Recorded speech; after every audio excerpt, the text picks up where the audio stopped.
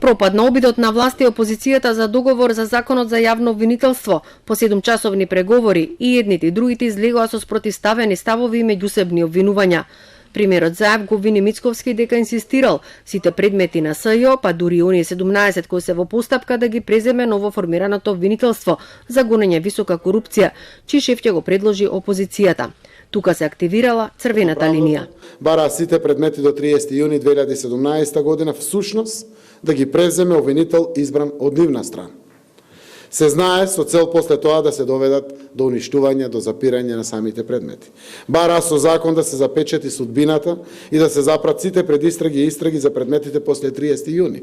Односно, јасно да не се прецизира во самото законско решение што со тие предмети кои што се во предистражна или истражна фаза.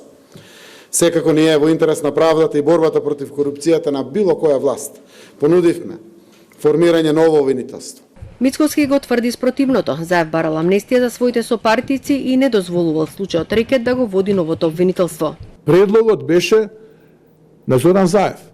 Ајде да формираме јавно обвинителство. Кое што?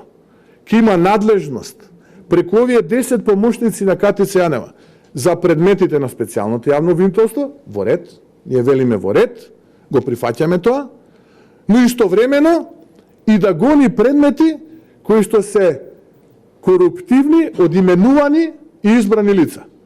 И ние кога велиме добро, ајде да видиме сега случајот Подкуп, случајот Глобал, Рекет 1, 2, не, тоа не важи. Од сега па натаму. Правото такво нешто не познава од сега па натаму. И да немаме закон, теоретски, да не се донесе закон. Јавниот обвинител, Јовевски, тоа што го зборувавме ние цело време, ќе ги превземе предметите од специјалното јавно обвинителство. И обвинителите кои што ќе се вратат во матичните обвинителства, може да им ги прераспредели тие предмети. Упати обвинувања и кон кого води истрагата Рекет. Лично јас мислам дека предметот Рекет води кај Мицковски. Лично јас тоа мислам. Ама јас можем да мислам што сакам. Истрагата треба да покаже навистина каде води предметот. Така да ние можеме да лицитираме со нашите мислења како сакаме, дефинитивно истрагата треба да ја овозможиме и обезбедиме. Свиркач во ВМРО ДПМН ги донесува исказите кои што се дадени као обвинителката која што го води предметот Рекет.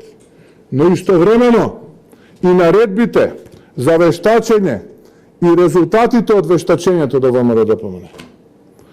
Тука моето име го нема. Но има имења на луѓе од власта. Иднината на обвинителите од СЈО е веќе обезбедена, односно тие ќе се вратат во своите матични обвинителства каде претходно работеле. План Б повеќе нема. Предметите на СЈО ги презема државниот обвинител и тие ќе се процесуираат. Партиите остават мала можност во наредниот период да се остават отворени вратите за нови преговори, доколку има отстапки и нови предлози.